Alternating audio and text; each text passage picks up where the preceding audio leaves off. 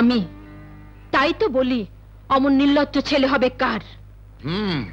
আমিও তো তাই বলি, অমন বেহায়া মেয়ে হবে কার। যেমন মা ছিল, ভালো ছেলে দেখলেই পেছনে ঘুরঘুর করা।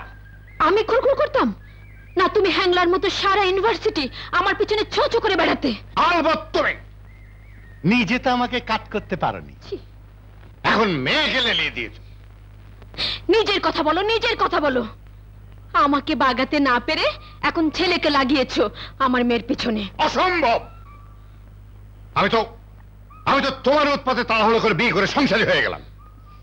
আহা, কত লক্ষ্মী আমার বউটা, দেখলে হিংসে বুক পুড়ে যাবে। থাক থাক, আমি তো তোমার জ্বালাতনে হুড়মুড় করে বিয়ে করে ফেললাম। আহা, কি ভালো ছিল আমার স্বামীটা। বেঁচে থাকলে চোখে আঙ্গুল দিয়ে দেখাতাম, চোখ টেরা হয়ে যেত। বেঁচে নেই? আহা, কি হয়েছিল? Heart attack. আমাকে এত ভালোবাসতো যে ওর হৃদয়টা একেবারে দুর্বল হয়ে গিয়েছিল। অ্যাটাক হলো আর 1 ঘন্টা। থাক থাক থাক থাক থাক, শান্ত হও। এত বড় দুঃখ তোমার বুকে, তোমাকে আঘাত দিয়ে কথা বলা আমার উচিত হয়নি। বড় অন্যায় করে ফেলেছি। তোমার কি দোষ? তুমি তো আর জানতে না। জানলে কখনো এরকম বলতাম না। তাহলে ছেলের বিয়েটা দিয়ে ফেলি। পরীক্ষা টরীক্ষা যখন হয়ে গেছে তখন আর চিন্তা কি। মেয়েটা অবশ্য এখনো পড়ছে, তবে দোষ কি? বিয়ের পরেও তো পড়তে পারে। আমার মেয়ের শ্বশুর তো ছোট লোক হবে না। অসম্ভব, ইম্পসিবল।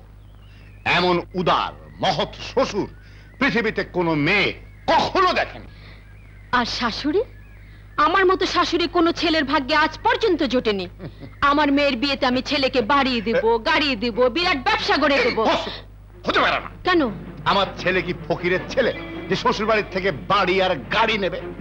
আমার ছেলে কি বাজারের গরু যে টাকা দিলে বিক্রি করব?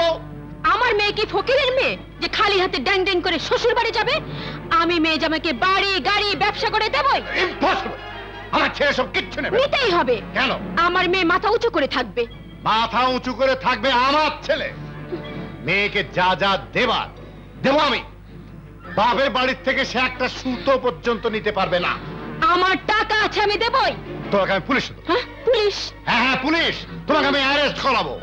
যৌতুক দেওয়ার জন্য তোমাকে আমি জেল খাবো। জেল? হ্যাঁ জেল। যৌতুক নেওয়া যেমন অপরাধ, যৌতুক দেওয়া অপরাধ। তোমাকে আমি পুলিশে দেবো। এখানে পুলিশ আছে। পুলিশ!